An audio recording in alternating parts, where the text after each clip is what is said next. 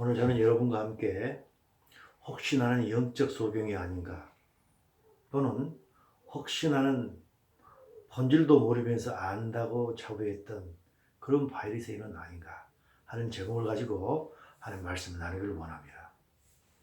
제가 요한복음 9장 39절을 읽도록 하겠습니다. 예수께서 이르시되 내가 심판하러 이 세상에 왔으니 보지 못하는 자들은 보게 하고 보는 자들은 맹인이 되게 하려 하심이니라 라고 했습니다. 오늘은 예수님에 의해서 눈이 띄게 된 타고난 장님과 이 엄연한 사실을 부인하려고 애를 쓰는 바리새인을 보여주는 요한복음 9장 말씀입니다. 오늘 이 시간은 사실 제 자신을 살피는 시간입니다. 여러분도 여러분 스스로를 살피는 시간이 되기를 원합니다.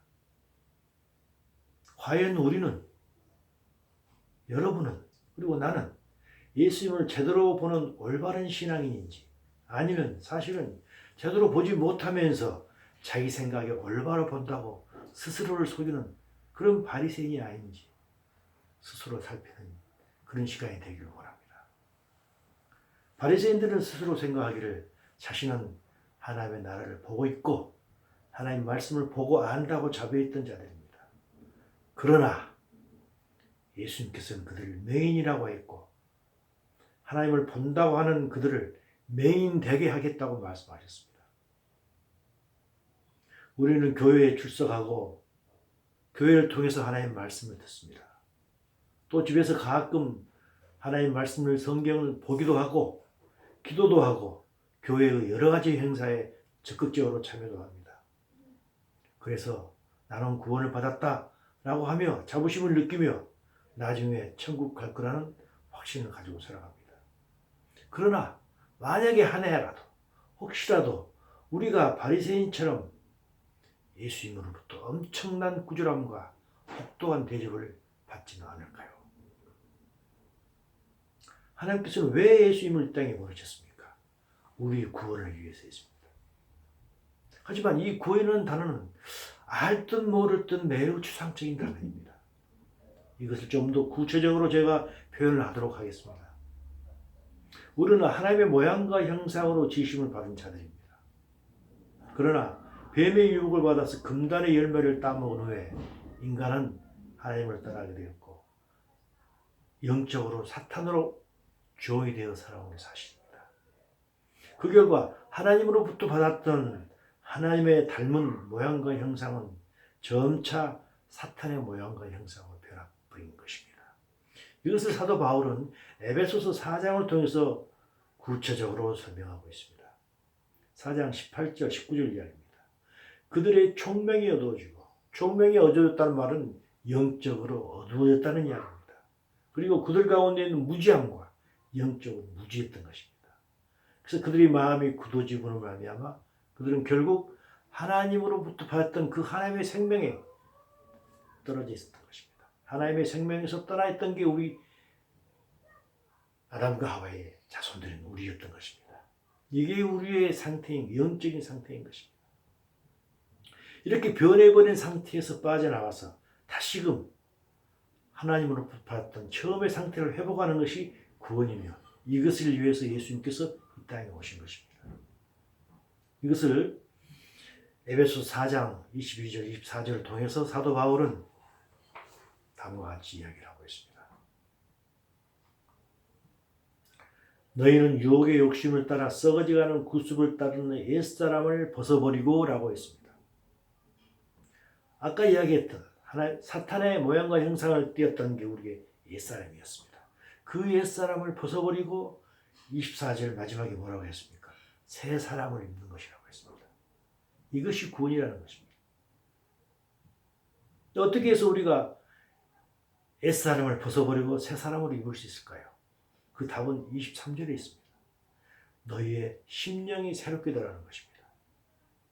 심령이 새롭게 된다는 것도 사실 어려운 이야기입니다. 쉬운 말로 표현하면 영어로 보면 알 수 있습니다. Made new in attitude of your mind입니다. 너희들이 마음의 태도가 새롭게 변화라는 것입니다. 이 세상을 살아가는 데 있어서 너희들의 마음의 태도가 새롭게 변했을 때 그때 너희들이 옛사람을 벗고 새 사람으로 된다는 것입니다. 근데 새 사람은 과연 어떤 사람일까요? 성경에서 말하는 새 사람은 어떤 사람일까요? 그것은 24절에 나와 있습니다. 하나님을 따라 의와 진리의 거룩함으로 지으심을 받은 게 새 사람이라는 것입니다. 하나님을 따라란 말은 하나님과 같이 된다는 거죠. Like God. 하나님과 같이 되어서 하나님이 의롭고 거룩한 만큼 너희도 하나님과 같이 되어서 의롭고 거룩한 자가 된다는 것입니다. 이게 새 사람인 것입니다. 다시 말씀드리면 우리의 내적 형상, 곧 우리의 영과 혼이 당시 애당초에 하나님으로부터 받았던 그 모양과 형상, 하나님의 모양과 형상을 회복하는 것, 그것이 구원인 것입니다. 그리스도인의 영은 이미 구원을 받았습니다. 우리는 죽었던 영, 아담과 하와의 후손으로서 우리의 죽었던 영이 살아난 것입니다. 이것을 에베소 2장 5절에서 이렇게 표현을 하고 있습니다. 허물로 죽은 우리를 그리스도와 함께 살리셨다고 했습니다. 허물로 죽은 우리가 무엇인가요? 우리의 영을 이야기하고 있는 것입니다. 우리의 영이 우리가 예수 그리스도를 믿음으로 말미암아 함께 살리셨던 거예요. 살아난 것입니다. 이것을 거듭남이라고 하며 이것은 구원의 시작인 것입니다. 모든 진정한 그리스도인들은 영이 이미 되살아난 자들입니다. 이렇게 영은 구원받았습니다. 하지만 우리의 혼은 구원받는 과정에 있는 것입니다. 혼, 곧 지정의가 구원되는 것. 다시 말해서 우리의 생각과 의지 그리고 감정까지도 하나님을 닮는 것. 그것이 바로 구원인 것입니다. 베드로는 이 혼의 구원을 이렇게까지 말하고 있습니다. 베드로는 뭐라고 말합니까? 베드로전서 1장 9절입니다. 믿음의 결국 곧 영원의 구원을 받음이라고 했습니다. 이때 영원이라고 표현되어 있는데 영어로 보면 soul입니다. 믿음의 결국, 믿음의 마지막은 곧 우리의 혼의 구원이라는 것입니다. 우리의 혼은 믿음의 과정에 있어서 마지막에 이루어져가는 과정에 있는 것입니다. 그래서 사도 바울은 빌립보서 2장 12절을 통해서 다음과 같이 이야기하고 있습니다. 그러므로 나의 사랑하는 자들아 항상 복종하여 두렵고 떨림으로 너희 구원을 이루라고 하는 것입니다. 이때 구원은 혼의 구원을 이야기하고 있는 것입니다. 너희의 혼의 구원을 계속해서 이루어 가라는 것입니다. 이미 구원이 끝나버린 게 아니라는 것입니다. 다시 말씀드리지만 구원이란 죽었던 영이 살아나고 병들었던 혼이 변화되어서 태초에 받았던 하나님의 모양과 형상이 회복되는 것입니다. 이걸 달리 표현한다면 하나님의 생명으로 충만해지는 것, 이것이 구원인 것입니다. 예수님께서는 이것을 위하여 이 땅에 오신 것입니다. 그래서 요한복음 10장 10절에 보시면 이런 말씀이 있습니다. 도둑이 오는 것은 도둑질하고 죽이고 멸망시키는 것이지만 내가 온 것은 양으로 우리로 하여금 생명을 얻게 하고 더 풍성히 얻게 한다고 했습니다. 이때 생명은 무엇인가요? 생명은 헬라어로 조에로 되어 있습니다. 하나님의 생명을 이야기하는 것입니다. 우리는 하나님의 생명을 잃어버렸습니다. 예수님께서 오신 이유는 우리가 하나님의 생명으로 충만해지는 것, 이것을 위해서 이 땅에 오신 것입니다. 이렇게 보이지 않는 부분인 우리의 영과 혼이 구원되어서 우리가 하나님의 생명으로 충만해진다면, 그런다면 우리의 보이는 부분인 이 육은 자동적으로 구원되어서 하나님 나라에 올라가는 것입니다. 이를 휴거라고 합니다. 성경적으로 영어로는 영화, 영어로 glorification이라고 하며 이것이 구원의 완성인 것입니다. 요한복음 5장 28절 29절에서 이 말씀을 하고 있습니다. 이를 놀랍게 여기지 말라. 무덤 속에 있는 자가 다 그의 음성을 들을 때가 오나니 선한 일을 행한 자는 생명의 부활로 악한 일을 행한 자는 심판에 부활한다고 나오리라 라고 했습니다. 무덤 속에 있는 자라고 했습니다. 죽었던 저희들인 것입니다. 육신이 죽은 자라고 했습니다. 육신이 죽었지만 우리의 영과 혼이 구원을 받아 있으면 예수님 오실 때 생명의 부활로 다시 일어난다는 것입니다.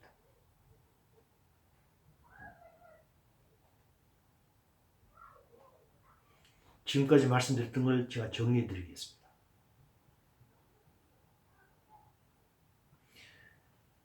아까 말씀드렸던 에베소 2장 5절, 허물로 죽은 우리를 그리스도와 함께 살리셨다는 것은 영의 구원을 이야기합니다. 우리가 죽었던 우리의 영이 살아나는 것, 영의 구원을 이야기합니다.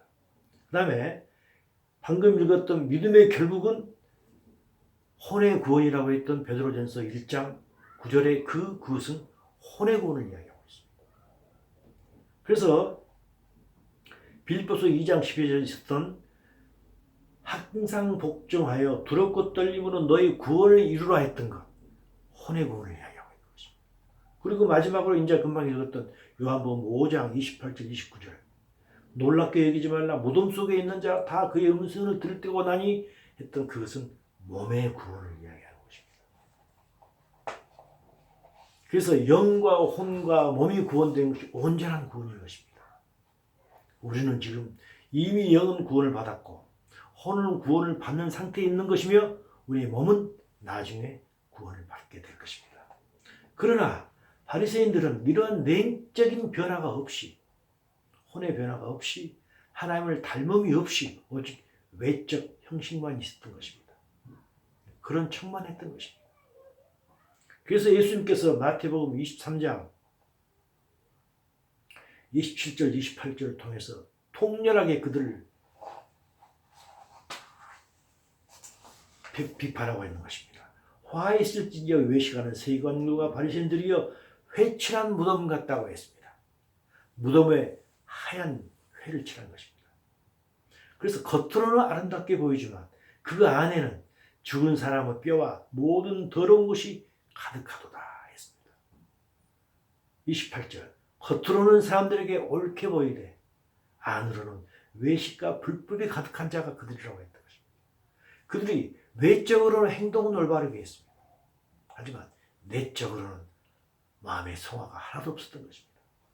그러면서 좀 더 구체적으로 예수님께서 지적을 하고 계십니다. 마태복음 23장 23절입니다. 화 있을진저 외식하는 서기관들과 바리새인들이여 너희가 박하와 회양과 근치 11조는 들이되 율법에 더 중한 바 정의와 긍휼과 믿음은 버렸도다 라고 했던 것입니다.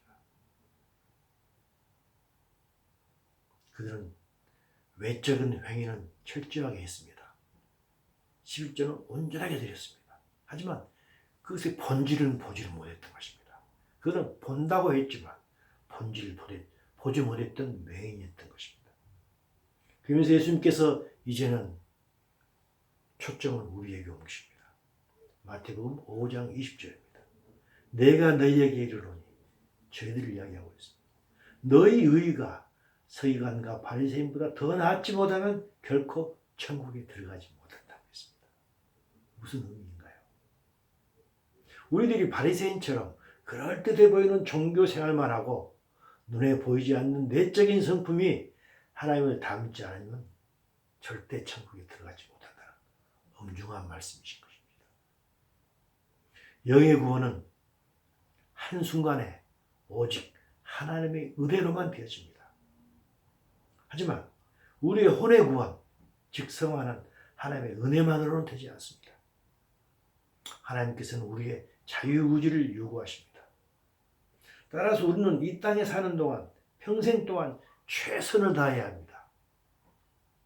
베드로후서입니다. 베드로후서 1장 10절에서 이렇게 이야기합니다. 그러므로 형제들아 더욱 힘써 너희 부르심과 택하심을 굳게 하라라고 했습니다. 더욱 힘쓰라고 했습니다. 영어로 보게 되면 be all the more eager라고 했던 것입니다. 아주 힘쓰라는 것입니다. 힘써서 너희들이 하나님께서 너희들을 부르시고 택하셨는데 너희가 힘써서 하나님께서 우리를 부르시고 택한 것을 더 굳게 강하게 하라는 것입니다. 너희가 이것을 행한즉 언제든지 실족치 아니한다고 말씀하셨다. 그러면서 또 한 번 말씀하십니다. 베드로후서 1장 5절 7절입니다. 그러므로 너희가 더 힘써, 또 더 힘쓰라고 했습니다. Make every effort라고 했던 것입니다. 너희 믿음에 여러 가지를 더하라고 했던 것입니다. 물론 성화는 우리의 이런 노력만 가지고는 불가능한 것입니다. 혼의 구원, 성화, 즉 우리가 하나님을 닮는 것은 성령님께서 도우실 때만이 가능한 것입니다. 그래서 예수님께서 죽고 부활하신 후에 성령님을 우리에게 주신 것입니다. 이것이 또한 하나님의 커다란 은혜입니다. 이 성령님께서 우리를 도우시기에 우리의 성화가, 우리의 성령의 열매가 가능한 것 아니겠습니까? 따라서 혼의 구원인 성화란 하나님의 우리 은혜와 우리의 자유의지 두 가지의 산물인 것입니다. 우리는 흔히 우리를 스스로 하나님의 아들이라고 합니다. 우리는 누구나 부모를 가지고 있습니다. 그래서 우리는 부모의 자식이고 부모의 아들, 딸입니다.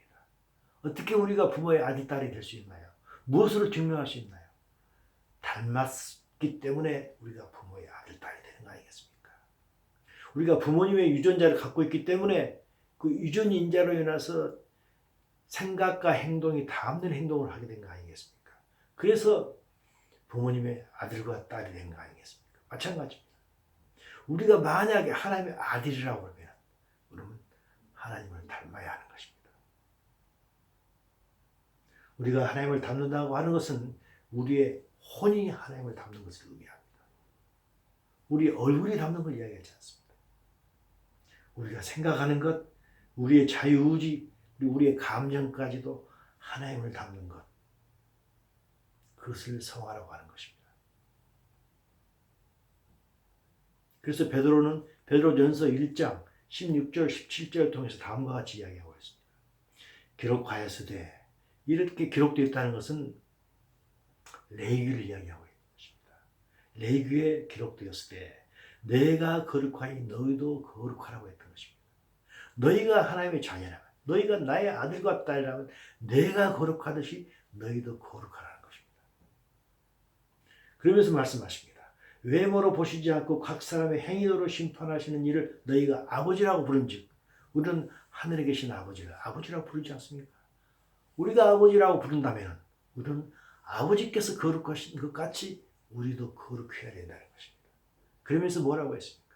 너희가 나그네로 있을 때를 두려움으로 지내라고 했습니다. 우리는 이 땅에서 잠시 잠깐 살아가는 나그네입니다. 우리의 원래의 집, 영원히 구할 곳은 이곳이 아닌 하나님의 나라입니다.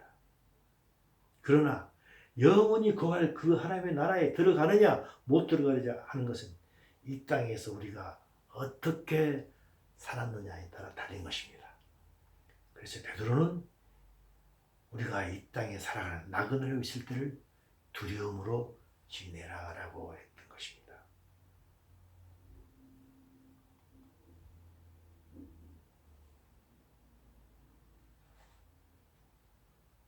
예수님께서는 우리에게 우리는 세상의 빛이요 세상의 소금이라고 하셨습니다. 그러나 또 이렇게 말씀하십니다.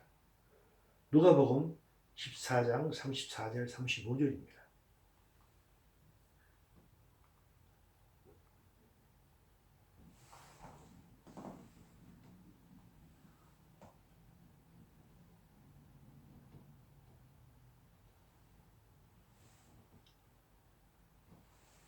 소금이 좋은 것이나 소금도 만일 그 맛을 잃으면 무엇으로 짜게 하리요? 땅에도 거름에도 쓸데없어 내버린다고 하였습니다. 소금이 짠맛을 잃으면 내어 버려진다고 했습니다. 또 요한복음 15장 2절에 이렇게 말씀하십니다. 물은 내게 붙어있어 열매를 맺지 아니하는 가지는 아버지께서 그것을 재버린다고 했습니다. 영어로 컷오프로 되어 있습니다. 우리는 지금 열매 맺지 못한 채 그냥 포도나무에 매달려만 있는 그런 가지가 될 수도 있습니다. 아직 짠맛을 내지 못하는 소금일 수도 있습니다. 혼의 변화가 미미할 수 있다는 것입니다. 그러나 너무 자책하지 말기를 원합니다. 내일이 있고 또 모레가 있습니다. 하나님께서는 계속해서 기회를 주십니다. 그러나 또한 우리가 잊지 말아야 될 것은 그 기회가 끝나는 때가 반드시 있다는 것입니다. 그래서 예수님께서는 누가복음 13장 28절에서 이렇게 이야기합니다. 너희가 아브라함과 이삭과 야곱과 모든 선지자는 하나님 나라에 있고 오직 너희는 밖에 쫓겨난 것을 볼 때에 거기서 슬피 울며 이를 간다고 하였습니다.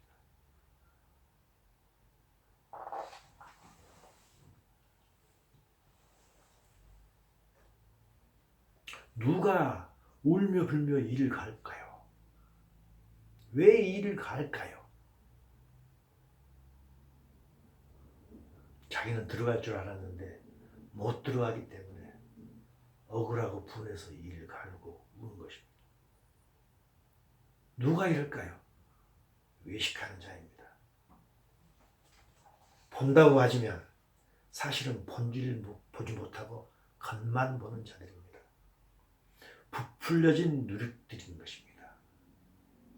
부풀어진 하나님 나라에 있으면서 자기는 하나님 나라에 들어간다고 오해하는 그런 자들입니다. 짠맛을 내지도 않으면서 자기는 소금이라고 우기는 자들입니다. 포도송이 한 송이도 맺지 못하면서 신앙생활 잘한다고 스스로 생각하는 자들입니다. 형식은 있으되 본질이 없는 자들인 것입니다.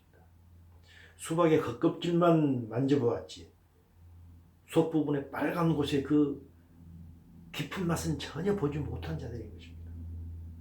신앙생활 대신 종교생활만 했던 그런 바리새인입니다. 본다고 했지만 사실은 보지 못한 자들인 것입니다. 혹시 나는 그리고 여러분들은 그런 맹인이 아닐지 한번 생각해보는 이 시간이 되기를 원합니다. 우리는 이 세상에서 살아가는 존재입니다. 따라서 이 세상에 속해버린다면 정말 아무런 갈등 없이 살아갈 것입니다. 그러나 우리는 이 세상에 살아가고 있지만 이 세상에 속하지 않고 하나님에 속한 자들입니다. 그러다 보니 때로는 세상의 거센 물결에 휩싸여서 어쩔 때는 핍박도 받고 갈등을 느낄 때도 있습니다. 이럴 때 우리에게는 참빛 대신 예수님이 더욱 필요합니다. 하나님께서 주신 진리의 말씀, 생명의 말씀, 은혜의 말씀인 이 거룩한 말씀이 우리 눈에 더 잘 보여야만 되는 것입니다. 우리에게 그리스도인에게 있어서 최고의 기쁨은 무엇인가요? 휴거되는 기쁨. 휴거되어서 하나님 나라에서 살아가는 그런 기쁨이 최고의 기쁨일 것입니다. 예수님도 동일했습니다. 히브리서 12장 2절 말씀입니다. 예수를 바라보자 그는 그 앞에 있는 기쁨을 위하여 십자가를 참으사 부끄러움을 개치 아니하시더니 하나님 보좌 우편에 앉으셨느니라 하셨습니다. 예수님께서는 하나님과 함께 살아가는 그 기쁨을 위하여 하나님 보좌에 앉아있는 그 기쁨을 위하여 십자가를 참으셨듯이 우리 역시 이 땅에서 진리를 모르는 자와 갈등을 하게 될 텐데 그 갈등을 참아내서 승리하는 우리가 되기를 원합니다. 예수를 믿는다 하여 핍박받습니까? 여러분 상급은 매우 클 것입니다.